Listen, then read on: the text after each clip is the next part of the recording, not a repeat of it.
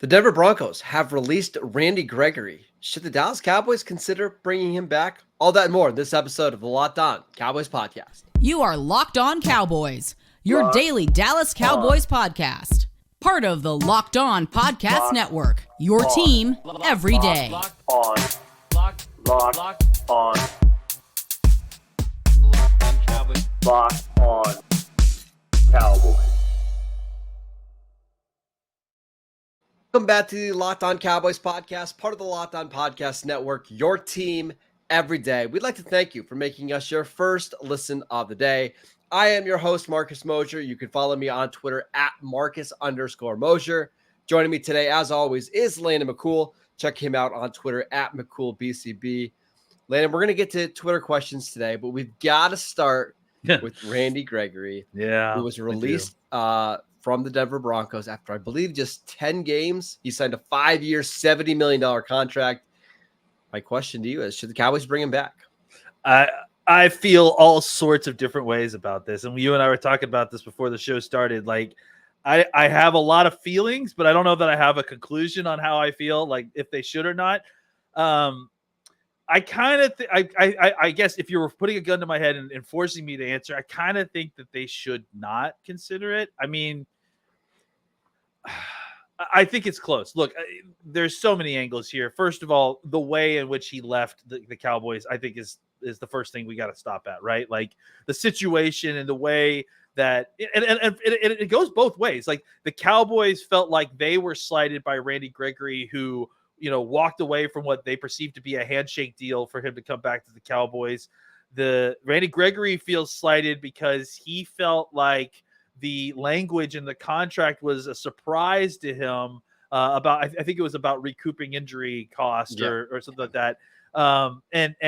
It's, you know, as the Cowboys have come out and said, this is pretty much boilerplate language for the majority of their contracts. So, you know, I think both sides were unhappy and upset and surprised by the outcome of the cratering of their negotiations. So feelings has a lot to do with it, right? Like, I mean, whether Randy wants to come back or whether the Cowboys want to deal with Randy Gregory, that's going to be a big part of this.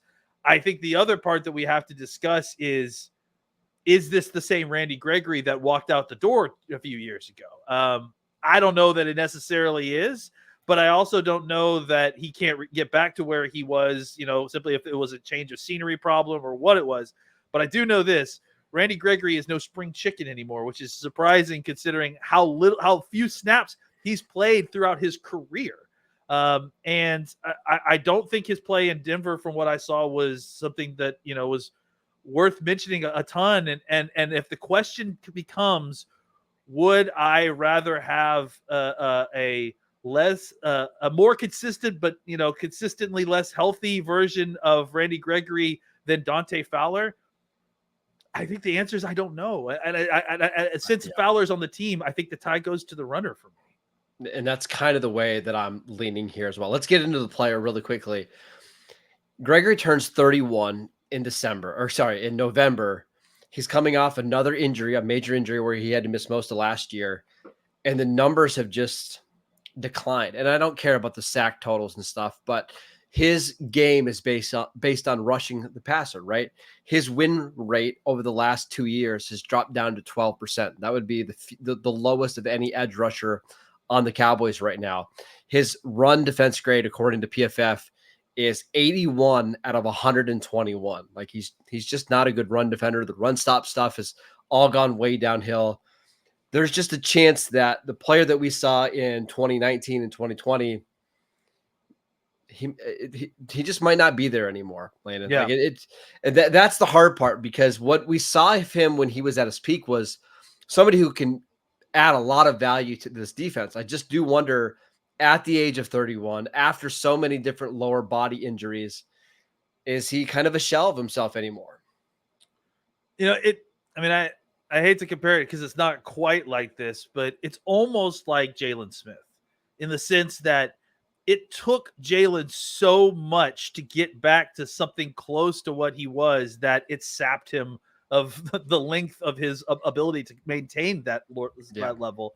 I think Randy Gregory, you know, look, Randy Gregory has been a potential guy for years, for as long as I've ever seen a guy, coast on potential. He dealt with a whole bunch of off-field stuff. He dealt with a ton of injuries at certain points. And honestly, I think that's the biggest problem at this point. Is not so much the off-field stuff is behind him. He's performed well for the Cowboys when he was here previously. I just think that it's the kind of chain of lower body injuries that he's had to deal with over the years. And he's 31. Like we said, it's not as easy to come back from.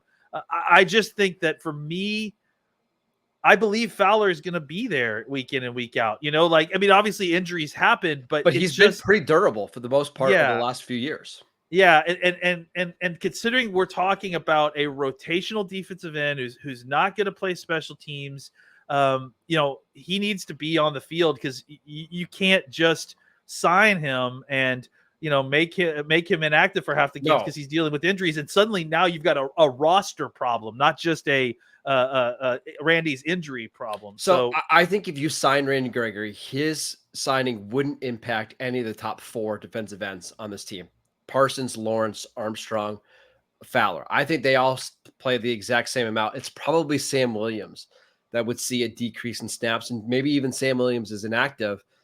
And I just don't know if the Cowboys are interested in that, because they spent a second-round pick on Sam Williams. They need to develop him. And I think you can make an argument Sam Williams is already a better run defender than what Randy Gregory has at least been the last few years. I have a hard time believing that they would sign Randy Gregory without getting rid of one of their defensive ends. They'd almost have to. Yeah, and that to me, and to me, I'm certainly not doing Williams. Fowler is really the only option. And again, if he's you're asking me, and he's playing well. Yeah, that's it. That's the problem to me, is he's playing, he's having some discipline problems, and that's why he's like your 3rd or 4th guy, but he's still also making plays and he's playing, which sometimes more than you could say for Randy Gregory the last year and a half. Having said all of that, I saw a couple tweets that said that the market's going to be robust for Randy Gregory, and there's going to be a bunch of teams interested. To me, that just reads like an agent mass texted a bunch of Twitter people and said, hey, there's lots of teams interested. Yeah. I don't see that. I don't see a lot of teams jumping out there trying to give Randy Gregory a lot of money, because he's been hurt. His play has declined. He's going to be 31 and he doesn't play the run. There are going to be a couple teams that will be interested in him. Oh, sure. But if Randy Gregory wants to come back and start on the practice squad, I know that sounds crazy, but play on the practice squad and kind of, wait for an opportunity for more snaps to come available, and wait for an injury and get his body right, I'm all in. But I don't think this is one where you have to say, hey, Randy, come here. We're going to give you $7 million guaranteed for the rest of the year, and let's go. I also have a very hard time believing. I believe that Randy would take that path, the path of humbling himself to go to a practice squad to kind of get back up into making a roster. I have a very hard time believing he would do that here after everything that happened. Ego is a thing. And so I struggle to think that he would, come back here to have a fresh start there.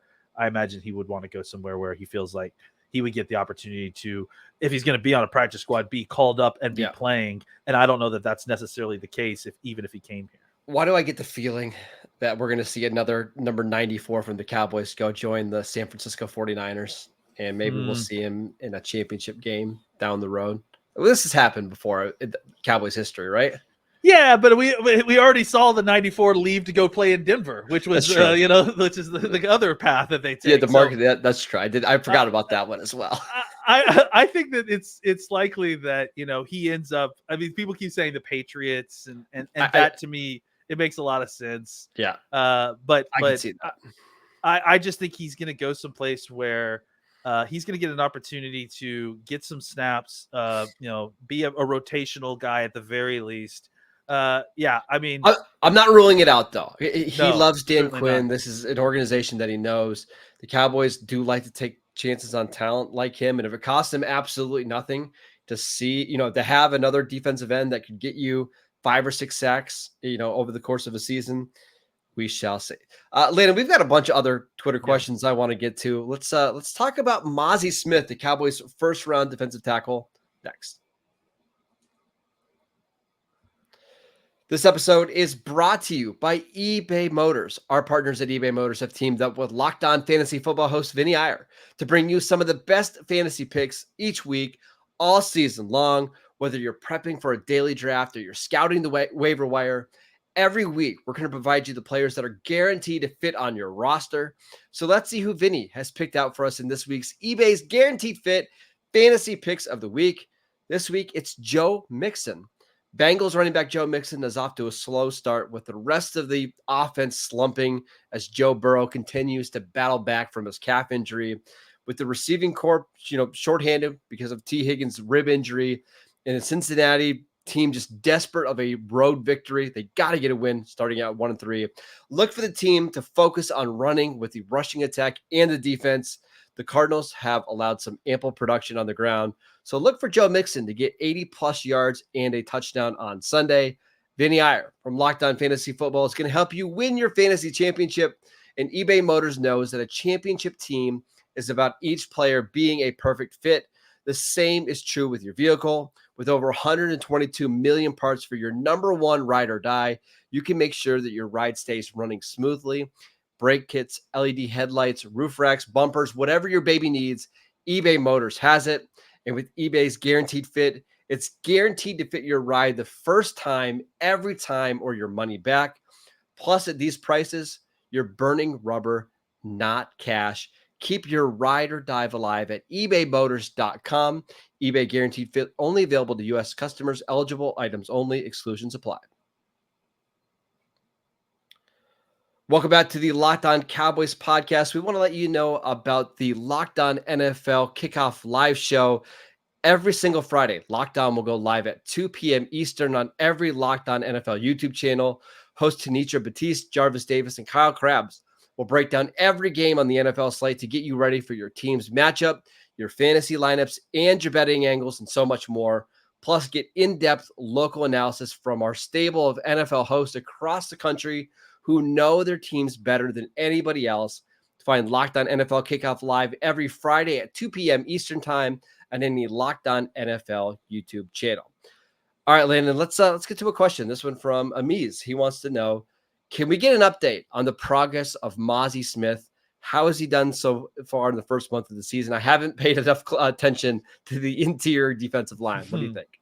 Yeah, it can be tough sometimes. Look, I think that Mazi has continued to get better. I thought his last game was his best game. From what I saw, I only saw maybe like one or two snaps where it felt like he was laid off the snap. I thought he was doing a very good job of getting off the snap properly. I really liked that they started using more of the Hankins, Mazi Smith interior duo. Yep. I think it really, creates a stoutness in the interior of that defensive line that is tough to run on. At the very least, even if he's not making plays, like he is destroying blocking schemes at times. I'm pretty sure he had a hurry in that game on a pass rush situation. He is getting into the backfield. He's pushing guys around. There's still times when you feel like he needs to have a little bit of better awareness of when he's being attacked from his side, when he's being double teamed by a guy coming from his side. But I think that if we're talking about where he is in his development, you got to give Mazi Smith some credit here that it has been a steady improvement, and it has just basically been improvement. We haven't really seen him take major steps back or anything. It seems like week in, week out, it gets a little bit better. Maybe not huge steps forward better, but stacking improvement week by week. I think you're going to start to continue to see better and better results. I think he's going to – I'm hoping he has a really huge game against San Francisco. San Francisco has got obviously Trent Williams is one of the best offensive linemen in the world. But outside of that, they have kind of a meh offensive line compared to the rest of their roster. So I'm really hoping that this is an opportunity for Mazi to kind of take another step and really kind of show his value to this team, because it's like I said, it's gotten steadily better and better each week, starting from training camp all the way till now. I will say there's been a couple times I saw the New England game where he got kind of pushed out of his gap a little bit, but not so much that he couldn't help make the play in the run game. There was a couple down near the goal line on the first drive of the game, I believe. But I've actually been kind of impressed with him as a pass rusher. I mean, he's not getting a bunch of sacks or anything, but he's not a zero in the passing game, as we've seen some other defensive tackles where Jonathan Hankins is basically a zero as a pass rusher. You're not getting anything. Where Mazi, you mentioned the hurry. He's got some nice pass rush wins this year. He's beaten his defender. It's not consistent at all yet, but it's He's not there. Osa Odigizua. No. But yeah, but Osa struggled with this as a rookie too. Like you saw it in That's right. flashes, and it just took a couple of years before it became a consistent part of his game. I've been encouraged so far from at least that side of his game. Look, and again, we've talked about it since he got drafted. If you want to get an idea of how Mazi is playing, I mean, this is not a 1-for-1, but look at how the linebackers are playing. I even think we said it. I think I saw it in the Sounds of the Sideline video, right? Jonathan Hankins was talking to the linebackers coach. He said, "Hey, you guys owe us dinner," and so I think that's a good indication that you saw really good linebacker play last week. And I think that's, a lot of that had to do with the fact that guys like Mazi and Hankins are keeping guys like Leighton Vander Esch and specifically Bell, like guys, the undersized guys are kept clean and free to kind of roam and go sideline to sideline and make their tackles. That's a huge part of what Mazi's job is. So, part of it is when you're trying to give credit or trying to figure out exactly where Mazi is as far as his development goes. Part of it is about getting off the football. Part of it is having, like you said, his strength allowed him to fight through the double teams, despite the fact that he didn't see it on the goal line, right? He didn't, his play strength allowed him not to be completely taken out of the play. Once he starts seeing that a lot better, then he can anticipate it better and he's not getting moved out at all. I think he just needs to play more. Yeah, he just, and he is, and he's playing better football as he goes along. And so just, keep your eyes on his snap, on how he's getting off the snap, and how the linebackers are playing, and I think you'll have a good idea of where Mazi is. Yeah, I agree. Let's move to a different question. This one from Jake. He says, "How do we get Brandon Cooks more involved? It seems like they're having trouble getting him the football." I'm going to push back here, Brandon, because I do think you're right that Brandon that he hasn't gotten the football a ton, but he has been incredibly valuable. Yes. Go and watch the All-22 tape. The amount of room that he is creating underneath by some of his deep stretching routes. He's allowing the space to operate for guys underneath like CD and Ferguson specifically, because he's stretching the defense. So they are getting good usage out of him. I just think that teams are, in general, trying to stop big plays, and Cooks is the guy that, is they're sending up the field to try to, lull you into sleep, into forgetting about him, and hitting you with the big play. I think the teams that are playing the Cowboys are trying to keep it all in front of them. They understand that this is an explosive offense, and they also understand that, we struggled in the red zone. I mean, so they're going to try to keep the plays in front of them. They're not going to allow the big plays to happen. They're going to make us march down the field and then hope that they can get us into the red zone and stop us. So they're going to focus on not making sure that someone like Brandon Cooks gets loose behind them. Also, we are a month into the season. Week 1, the Cowboys were playing in a rain game that they won 40-0. They didn't have to throw the ball down the field. He didn't play in week 2. He had a knee injury. Week 3, kind of easing him back in. And then week 4, he had a couple of nice grabs in this game. But again, another blowout game. The reason why the Cowboys traded for Brandon Cooks is for this next game, right? Yeah. Like the 49ers. Yeah. Like, this is the game. Yeah. Last year, you just didn't have anybody on the field outside of CeeDee Lamb that scared the 49ers secondary. You needed somebody who could make plays down the field. You got him for this game coming up, for the Eagles games coming up. If he's not getting involved then, and he's having these 2 catches for 22 yards and that's it, I think we can have that conversation. But let's wait until we get through this next month, because I think you're going to see his role really expand. Or yeah, and also, if the offense isn't working and he's not getting the ball, that's when we should start talking. But as long as the offense is, having the level of success that they are moving the ball, but at least between the 20s, I do think that, Cooks deserves some of that credit, even if he isn't getting the ball every single time. Sure. All right, let's answer another question about Rico Dowdle, who injured his hip in the Cowboys' Week 4 win over the Patriots. We will get to that next. The show is sponsored by BetterHelp. Do you ever feel like your brain is getting in its own way? Like you know what you should do, you know what's good for you, but you just can't quite do it? Therapy helps you figure out what's holding you back so you can work for yourself instead of against yourself. If you're thinking of starting therapy, give BetterHelp a try. It's done entirely online. It's designed to be convenient, flexible, and suited to your schedule. All you have to do is fill out a brief questionnaire to get matched with a licensed therapist, and you can switch therapists at any time for no additional charge. I have several people in my life who have gone to therapy. It's been absolutely wonderful for them. I think it's incredible. Make your brain your friend with BetterHelp. Visit betterhelp.com/lockedon today to get 10% off your first month. That is BetterHelp, HELP.com/lockedon. All right, Landon, let's answer one more question before we go. This one is from Lucas. I like his Twitter handle. It's at everyday. I'm assuming that's an everydayer for Locked On nice, Cowboys. nice. He wants to know, would you bring back Malik Davis, who's on the practice squad right now, or just use more Hunter Lipke as the full-time RB2 if Rico Dowdle is out an extended amount of time? Yes, I would. Both. Which one? Both. I think you do both. Like, I think you call up Malik if Rico can't play.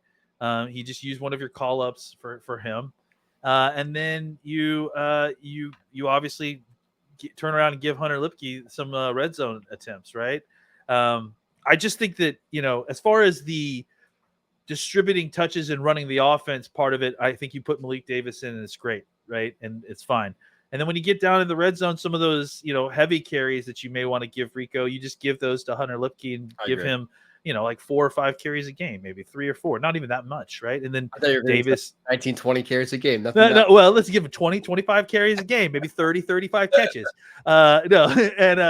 You just kind of fold him into a little bit of the short yardage goal line stuff.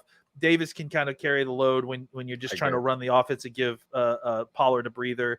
And then you just try to survive that way. I mean, we were all basically trying to wait and see exactly what the situation was and how injured Rico was to kind of get an idea of exactly what the Cowboys would do next. But this doesn't rise to the level, I think, of a situation where you need to go out and get outside help. You like what Malik Davis did. I think you should. This is why you have Malik Davis on your practice squad. It's for this exact reason. Not a long-term injury, maybe a 2 or 3 week injury. Yep. You bring him up. He helps you get through a game. He's been a functional running back before, and you can kind of just piece together that RB2 role. Yeah, and like I said, you've already got a guy also that's on your roster that could stand to get some more carries. So, yeah, I mean, it's just it's one of those things where you can't panic. When there's short-term injury situation, you trust the guys that you've been developing this whole time. You've got a young guy in Hunter Lipke that has shown you has cleaned his plate every single time you put anything on it for him. So I think that an uptick in his carries, not a huge uptick, but just kind of to help manage the load from Malik Davis. And maybe even just an uptick in Pollard's carries. This is a tough week. You're playing San Francisco. You probably want Pollard to get as many touches as he can physically handle so that you can have the best results. So I think the Cowboys will be fine. They'll miss him for sure, but I think that they can kind of fix this in-house.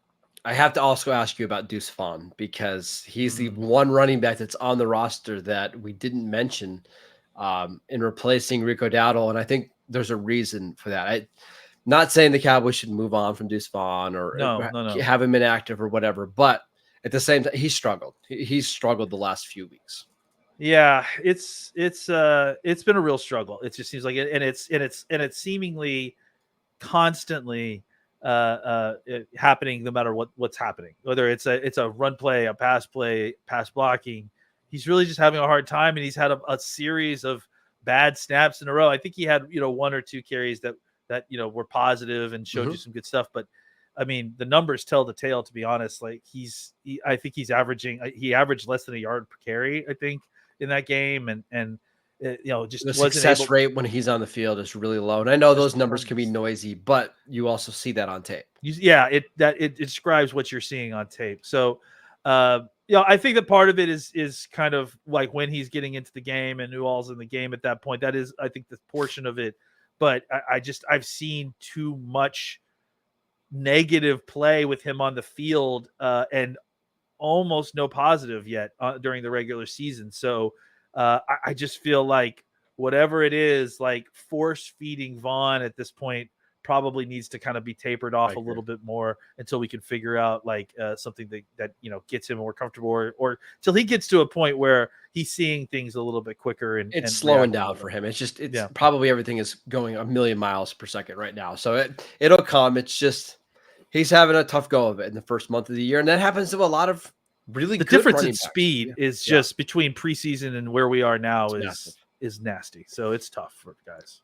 All right, that is it for today's show. We want to thank you for making Locked On Cowboys your first listen every day.